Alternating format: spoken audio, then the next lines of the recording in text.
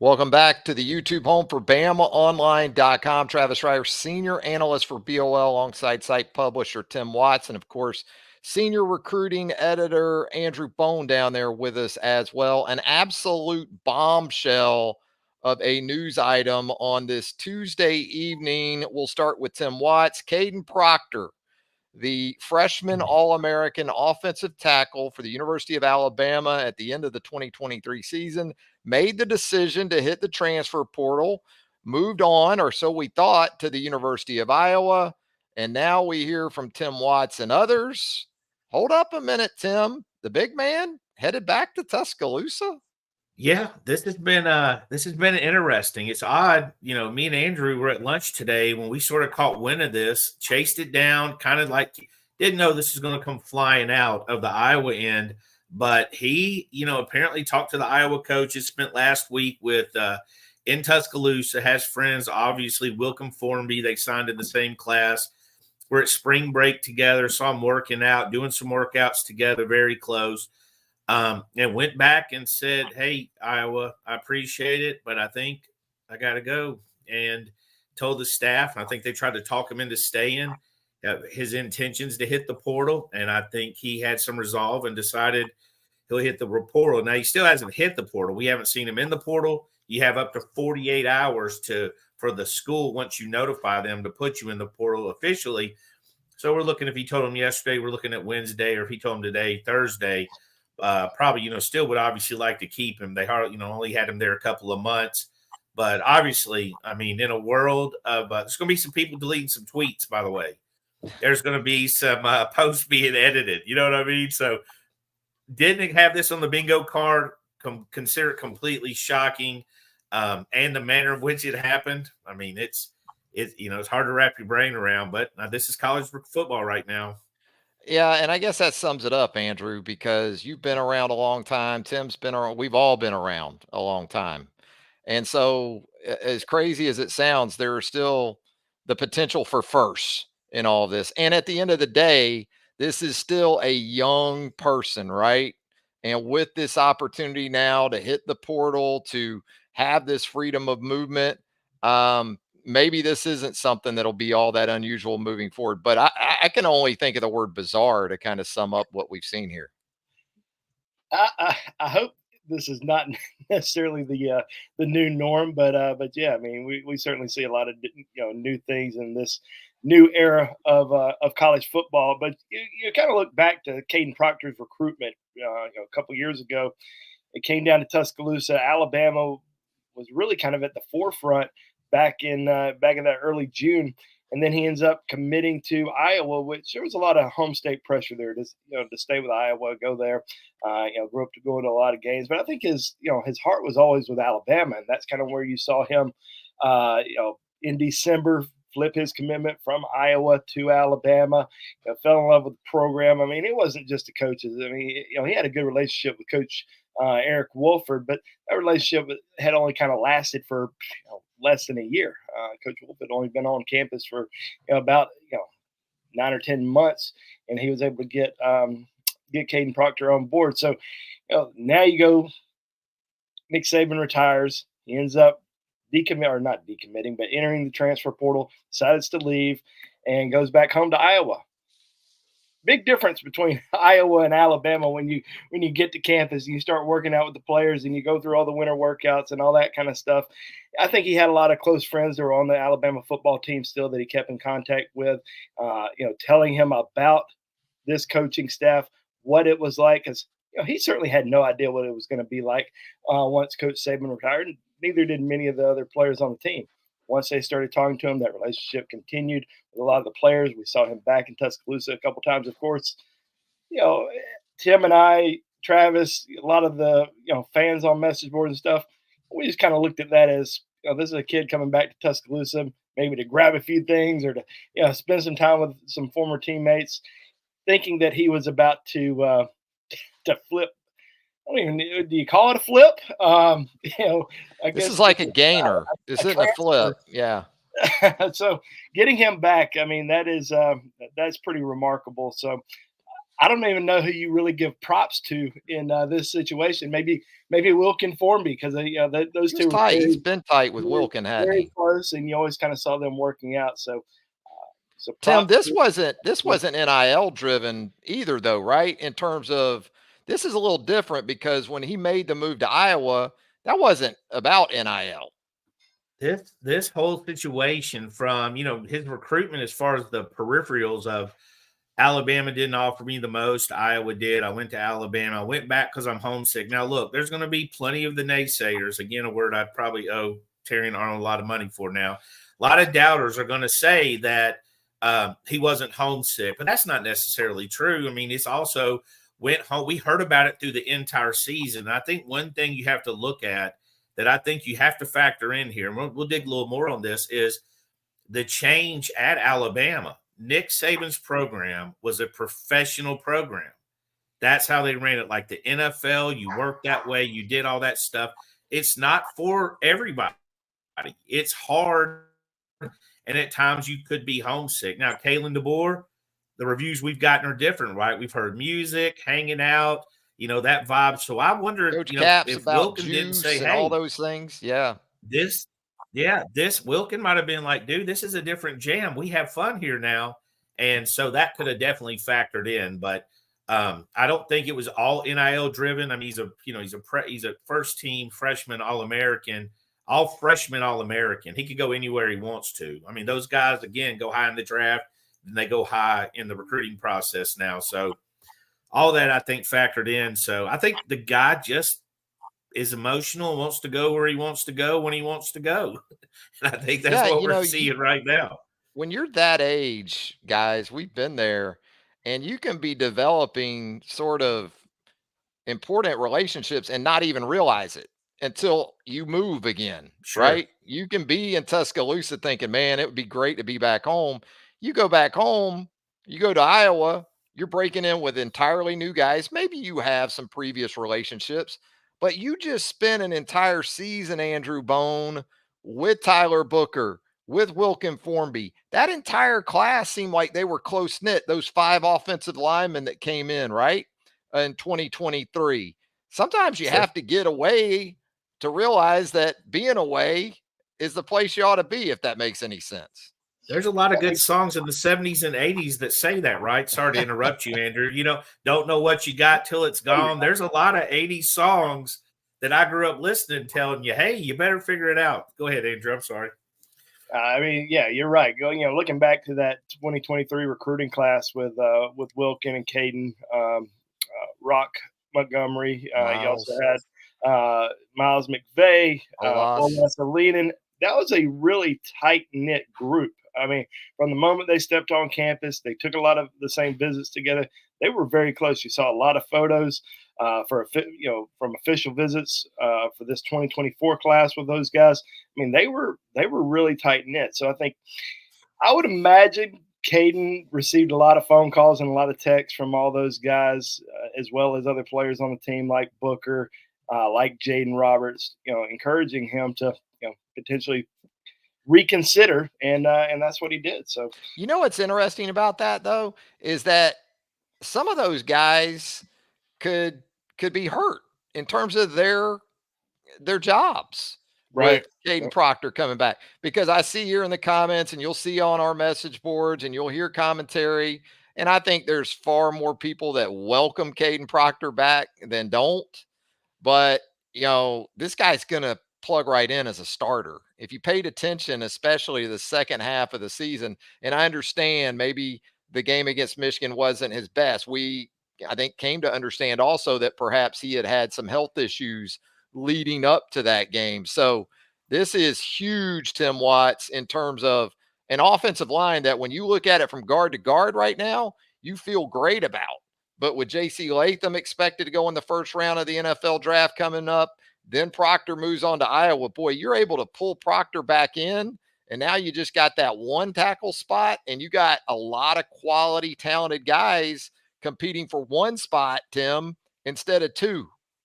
Yeah, absolutely. And before I answer that, I want you guys to do us a favor.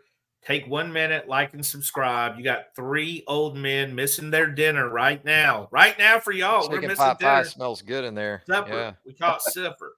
But take 1 second, like and subscribe. We're trying to get to 10,000 guys, 10,000 followers.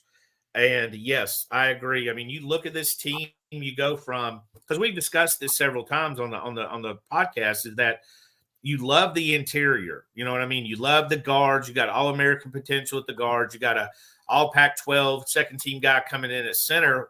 Only question were the tackles. Well, if you can answer one of those tackles, and how better to answer it than with Kaden Proctor, right? I mean, there's some continuation with that. I mean, it's familiar with the program. His apartment might not even been rented yet. You know what I mean? Yeah. You got that's coming in, and also I think mindset wise, maybe he now knows exactly what he wants to do and where he wants to do it, because it's been a rough road, as Andrew said. Stay at home with Iowa with a ton of pressure of staying at home, and that makes sense. We see it in the state of Alabama. Go with Alabama where I wanted to go, then got homesick. And you know when you miss your parents the most, when you get homesick the most, when you're hurt, or around Christmas time, Thanksgiving time, right? And Both. That's when he was injured. You put them together, you go home. You know, mom's spaghetti tastes better than everybody else's. So I think that could have factored in. But I do think I find it interesting that, and again, still has to go in the portal, which we fully expected. He's notified Iowa, still got to enroll in Alabama. And I think he enrolls in May. I'm trying to get these dates right. I know he doesn't enroll. I think in March he can enroll, but I don't think he can even hit the portal till April. And I think he can sign up for Alabama. I'm sorry. And then he can enroll in May is what our own Pete during the interim. us. Yeah, there's that interim. Yeah, we got quite the calendar working here. And hey, we thought the fireworks were going to begin in the portal window in April. Let's just get them going in the middle of March. Yeah, windows, Mendos, right, Andrew? What about those windows? They don't seem to close ever, I don't think. They don't. I mean, Tim and I can remember when Tim and I were really, and more so Tim than me, he was reminding me every day, hey, a few more days until that transfer portal window closes. We're almost home free. And then all of a sudden, Nick Saban retired, and it was just all hell broke loose after that. So, yeah, it's April the 15th when that portal window opens back up. It's going to be really interesting. I mean, obviously, Alabama already has looks like it has secured an offensive tackle. Let's see what else they're potentially going to go after. Look, I'm not taking any blame about that portal window. You can talk to Nick Saban. You can talk to Nick Saban or whoever kept asking him for money in those meetings that kickstarted this thing. But yeah, it's been. I mean, seriously, this is not what you expected from this. You expected something. Even again, like Andrew, I mean, we're so in tune to. Hey, Justice Hayes is in Georgia. Yes, parents live there that we don't think a lot about it. Hey, he's at Georgia. Yeah, he probably knows 500 people that go to the University of Georgia on and off the team. We're so numb to that it's like, hey, Kaden Proctor's at the beach with Wilkin Formby. We're like, yeah, it's the beach. Everybody go with Wilkin. Why so not? Then, again, today, this was very interesting. We were literally at lunch, Jubilee Joe's. Very good gumbo. That's not an ad promo. And this happened. They need to throw us a gift card after that. We started. I hope they're watching. Yeah. Hey, Jubilee Joe's, get in here and sponsor us. But we were just sitting there, and this happened. We started chasing it, started making calls, and just to see and to have it come. And again, I mean, again, this has to finish for it to happen. But I mean, he has to go through all the steps and enroll. But I mean, where's Kalen DeBoer at? Where's the people questioning Kalen DeBoer if this happens? Because did you lose Nick Saban, the greatest of all time, and basically lose at the end of the day Caleb Downs without replacing him? Is that what happened? Because you got Jeremy and to replace Bonds. You had a lot of the Keon Saab kind of replaced Downs in a way, but you lost Downs is made the biggest loss from Saban. If you get Proctor back, because the two biggest were if you could have one of those freshmen that you invested so much into during the 2023 season come back, I'd argue that you would take Kaden Proctor because it's such a tough position to I don't think find a quality option. And when you put in those reps and you go through those lumps like Alabama and Kaden Proctor did, and then to see him move on after a year, that's especially painful. And that's not to discount the ability of Caleb Downs. Hell of a football player. But yeah. you typically can find safeties, especially defensive backs, those type of things, a little bit easier than you can left tackles, guys. Yeah, I don't even think it's a debate, honestly. I don't And I'm think not saying Downs, relative to his position, didn't have a better year than maybe Caden had from start to finish last year. But in terms of going into a second year, after you've invested all that into those guys, you'd love to have them both back. Don't get me wrong. But no, developmental position like O tackle, guys, give me that guy no, after a to season me, like that. it's not even a really heated debate. I think it's your left tackle. I think every NFL team would feel the exact same way. And of course, it's not a slam in any way on Caleb Downs. But again, positional value. Yeah. No one ever says I got to get that Watch safety the in the top NFL 5 draft. pick. Yeah. Yeah, look at it now. And Caleb's a unbelievable player, especially getting downhill, especially against the run and getting in that open field. But you get a left tackle with 2 years of eligibility left, with 1 year of experience in the SEC.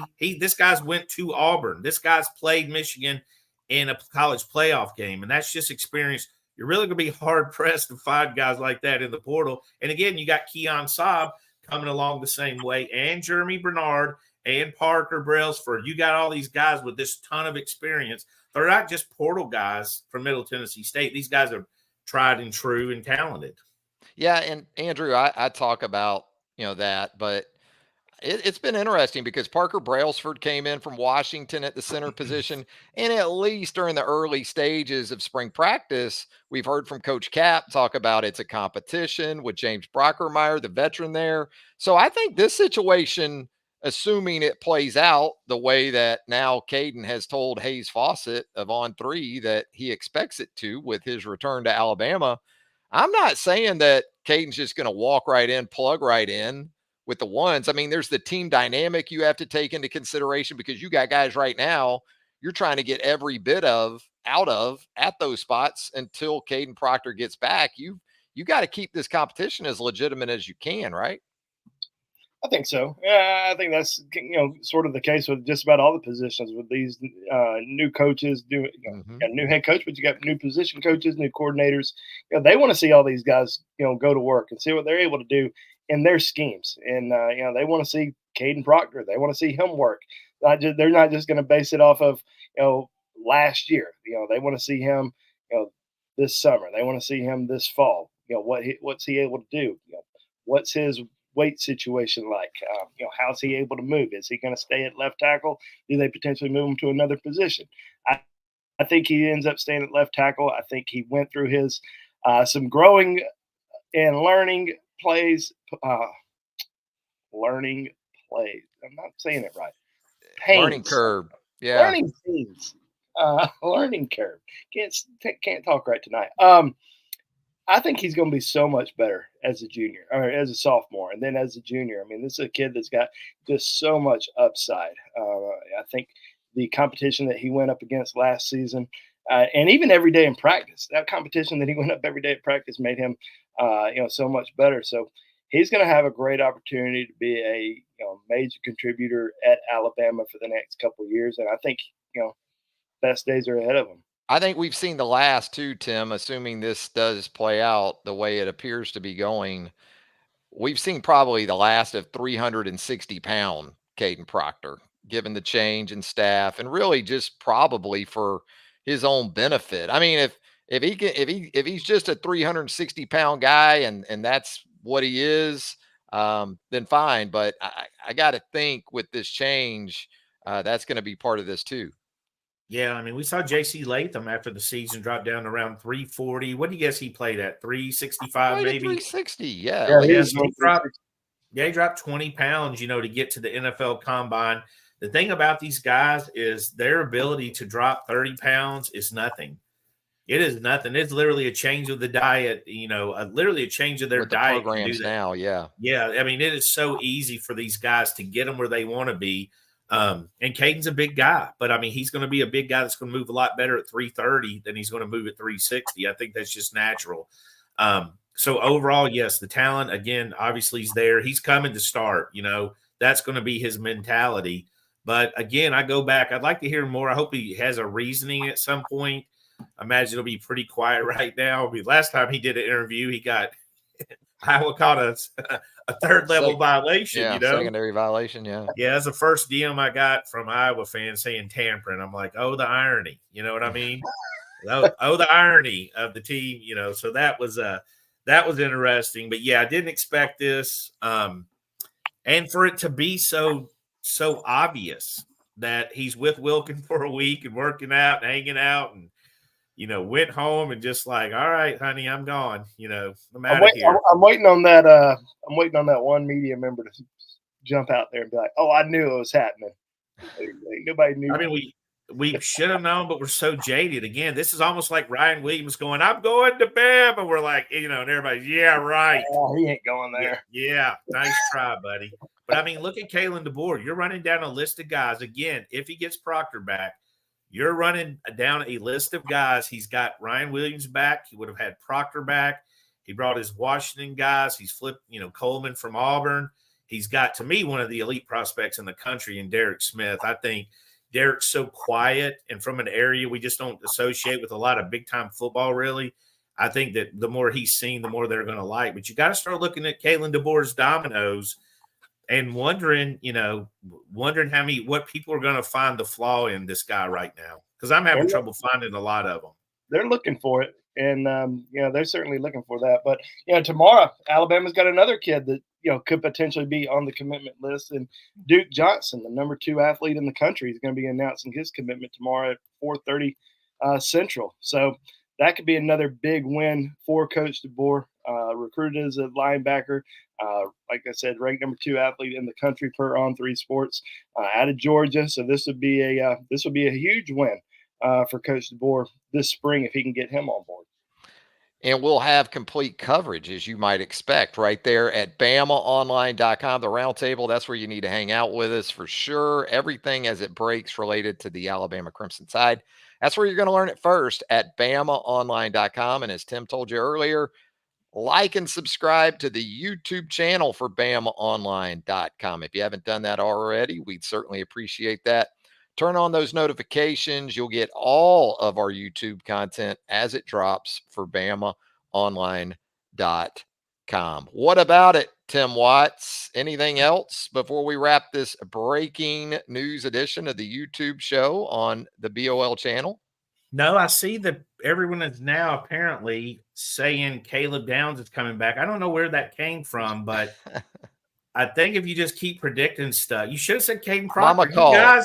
You guys wanting to start a rumor could have started Kaden Proctor. It was there for you. Somebody could have street. You never know. Could be some other stuff. You never know. Don't get them going. Don't feed these guys.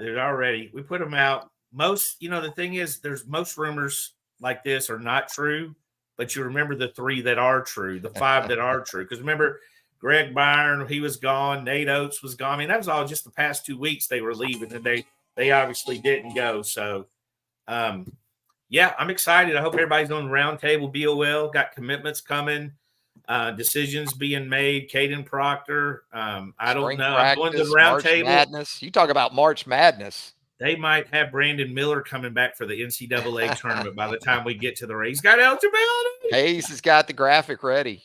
He's got the edit ready. That would be amazing. Yeah. But, Tuesday, just a regular Tuesday around Tuscaloosa, right? Woo! You Dinner just never know anymore. Thanks for everybody for viewing, and we'll be seeing you soon. Yep. Thanks, Andrew. Yep. Thanks. All right. I'm going to get to that red wine. I think I need it at this point on a Tuesday evening. For Tim Watts and Andrew Bone, Travis Reier, thanking you once again for joining us right here on the YouTube home for BamaOnline.com. Keep it locked to BamaOnline.com for more coverage of this Kaden Proctor situation. You got commitments lined up in the coming days. We'll see if Alabama adds to its 2025 haul. Nate Oates, March Madness, both the men's and women's basketball teams, spring practice, oh, by the way, ongoing Pro Day at the University of Alabama on Wednesday. Yeah, it just goes on and on with us right there at BOL. For the fellas, once again, thanks for joining us. Talk to you again real soon.